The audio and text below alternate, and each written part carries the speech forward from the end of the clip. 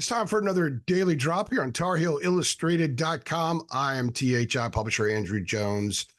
And the topic today is Carolina football, but more college football, bowl games. Should there be bowl games? There's been a lot of chatter lately about the value of bowl games, about whether bowl games are getting to the point where they are a waste of time for fans. If there's really no meaning, they're just exhibition games. In fact, I was having a conversation with somebody that was actually texting back and forth with somebody the other day. And I said, they're starting to remind me of those old scab NFL games from the 80s when the NFL was on strike and the NFL owners decided to field teams. And they were guys who were not NFL players who they put in NFL uniforms and said play. And they were scab games. And those games counted in the standings. And it was really wild to think that dudes who were bartenders or bouncers or working construction are suddenly running routes for the New York Giants or for the Dallas Cowboys in scab games. And they were picket line crossers, basically. Now, that wouldn't be fair to say this about these guys because the players that are going to be playing in these games are scholarship players.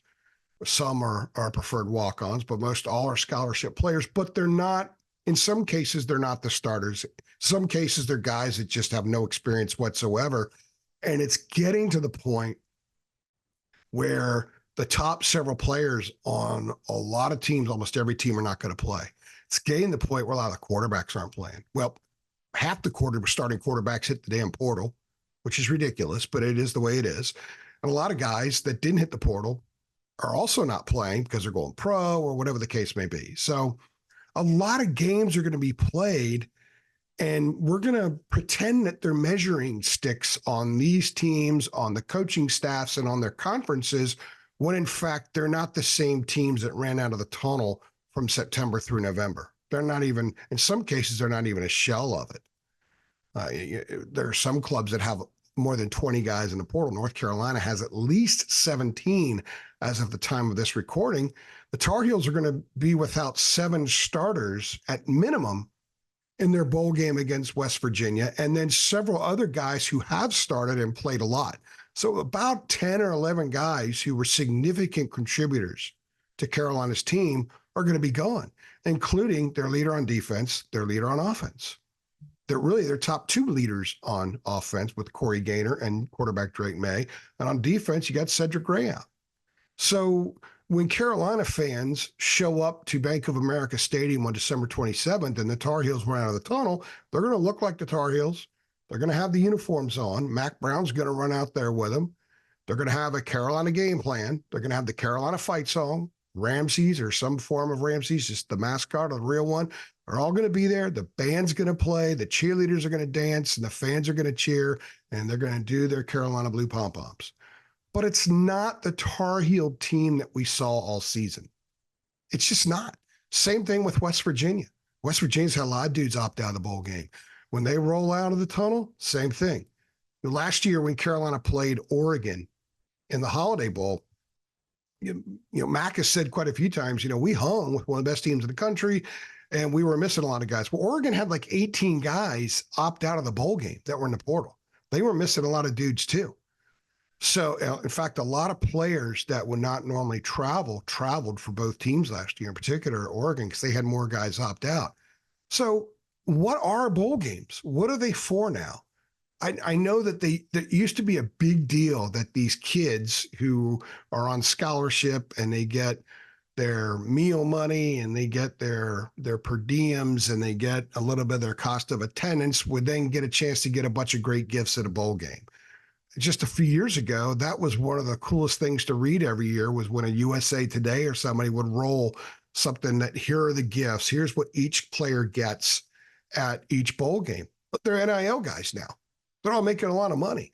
They can buy whatever they're going to get at the bowl game. No problem. Most of them can. So the gifts at a bowl game are not really that big a deal. Now, the experiences of going to a game, especially if it's a cool location. Carolina got to go to San Diego last year. That's pretty cool. If you get to go to certain spots, that's pretty cool down in Florida, wherever. And then the added practice Tar Heels started on Wednesday, the 13th, 2 weeks before game time. They're going to get some extra reps, and some young guys are going to get badly needed first team reps and film work, and then game reps in the game. But how important is the game? How much do people remember bowl games anymore? I don't know. I mean, as a journalist, as a guy who covers the teams, I operate in a different place than the average fan does. And everybody listening to this thing right now, when it's your fanhood or it's my livelihood. So I'll approach the bowl game as if it's any other game I cover. It'll be important, and I'll try to make sense of it and give perspective and perhaps even assign a certain amount of importance to it, given the outcome. If they get blown out, everyone's going to crush Mac. If they win big, hey, this is a stepping stone to next year, like the Military Bowl win over Temple was. But is it really? Is a bad loss really that bad? Is a big win really that big? I don't know. I think we're getting close to a point where even though so many bowl games have been added, I think they're going to start to fall. I think they're going to start to decrease, simply because the ticket sales will not be there at all. They're not going to be there for a lot of these games. They'll be played in stadiums. It almost looked like COVID with some of these games. And maybe with so many star players opting out and the general belief that these games are exhibitions, the TV numbers are going to start to drop. My suggestion is this. If we do away with the bowl games, which I would not be entirely opposed of, and I say that cringing inside because I am a traditionalist. I love back in the day when each of the bowl games was a form of a championship and they meant something. I loved when the Orange Bowl halftime show was a big deal. This year it's at 4:00. The Orange Bowl is a 4:00 kickoff. That's unthinkable for people my age and people that are even much younger than me.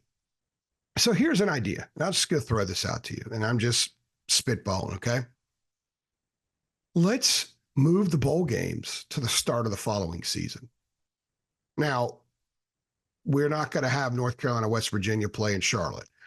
Instead, if college football wants to steal a night or steal a day after the Super Bowl, or maybe the Saturday before the Super Bowl, or the Friday before the Super Bowl, or whatever the case may be, have the bowls draft, have some kind of an assignment or a selection committee like Selection Sunday with the NCAA tournament.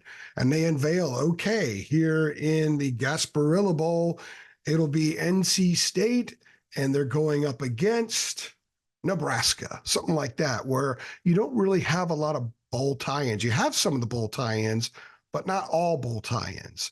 And you begin the season with one of those games.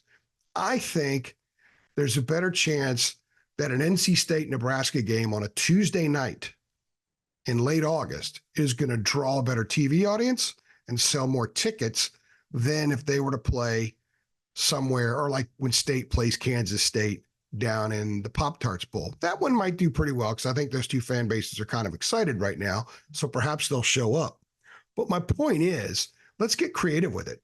You can add a 13th game to the next year's schedule, to that year's schedule. Everyone has a built-in tough game to start the year, so it's kind of fair. Mac Brown and a lot of coaches hate playing quality teams in your first game because they don't really know what they have. But hey, man, if it's like that for everybody, then it's an even playing field for everybody. No opening up with FCS teams. In fact, they shouldn't play FCS teams. And you have a 13-game schedule and maybe even do away with the conference championship. Or you still have it, but since these leagues are getting so big and the importance of determining the field, and there's going to be just as much controversy next year over the last team in the 12-team playoff as there was this year with FSU. Well, maybe not as much because FSU was screwed, literally screwed, but there will be controversy like there is with the NCAA tournament. So the more intel we get about the strength of a league, and the only way we get that is with them playing games, the better. So maybe do away with the conference championship games. I'm just throwing that out there. Play those bowl games to start the season, generate a lot of interest, have a lot of unique matchups. that pit Power 5 versus Power 5, or I guess next year it's Power 4 versus Power 4, and we roll from there. Those games will be important. They'll matter. They'll be extremely important, not like what we're having here in the next few weeks. I know it's important for the people playing. I know that when the Tar Heels run out of the tunnel, every interest, every fiber of their soul, they want to win that game. The fans will too. And it's not entirely an exhibition. But when guys are opting out of a game, that ought to tell you something. That ought to tell you something. They can't opt out of the season opener. So play that game next year. Have these bowls start the season the next year. Have some spice by not knowing who you're going to open the year with until sometime in February. And it gives a lot of diversity to the schedule. And it kind of gets us out of this rut where everybody schedules games 10 years in advance. What may look like a really good series 10 years from now, by the time you get there, may be a crap series. So at least this kind of forces teams to play similar type opponents to start the season. I think it'd be a lot of fun. And hey, as stupid as it sounds in some respects, think back 5 years ago and look at where we are now. I mean, NIL sounded stupid the way it's played out. Nobody thought it was going to be as rampantly wild as it is. The portal is on fire. No one thought it was going to play out that way. The money that coaches get with buyouts is absurd. No one thought that was ever going to, no one thought we'd ever see a $10 million contract for a coach, $10 million a year. It's here now. Bill Self's getting in hoops now. So things have changed dramatically. Conferences are getting bigger. You got UCLA and Oregon in the same conference with Maryland and Rutgers. I mean, stupidity abounds, right? So why not? Let's shake things up. Let's make the start of the season a lot more interesting. Let's get rid of these stupid cupcake games that mean nothing, that are a waste of everybody's time. And let's go full throttle. Let's move these games to the beginning of the next season. That's just an idea. That's just a thought. I want to know what you guys think. What do you think about bowl games now? Are they exhibitions? Do they matter? Do you watch bowl games now if your team is in a mid-level bowl like North Carolina with the same kind of enthusiasm and interest as you do if it's an early season non-conference game like when they played Minnesota? Let me know your thoughts on that. And let me know your thoughts about the idea of, hey, let's move these things to the beginning of the next year. Let's start the season off creatively with a lot of big-time games that generate a lot of interest, and that means something and the dudes aren't going to opt out of. Give me your thoughts about all of that. You can do so on our site at TarHeelIllustrated.com. You can do so right here on Twitter, and you can also do so right here on Facebook, because we're all these places where you guys will be watching this video from one of these different platforms. So let me know what you think. Let me know if you have a different idea too. If you hate the idea, that's fine. Tell me. If you love the idea, that's great. Tell me. I want to know. I think this is something that we can discuss and hash out and have a little bit of fun with. And like I said, it's time to get creative because we've hit the zenith in creativity in college football, and we're hanging out there for a while. So let's keep throwing ideas out there. Maybe this ultimately is better for the sport and there's more money involved and more interest, and we as fans and journalists will enjoy it even more. Make sure you go ahead and like this video, regardless of what you think of the video. Go ahead and subscribe to our channel, hit the notification bell so you get updates every time we upload a video, which is often.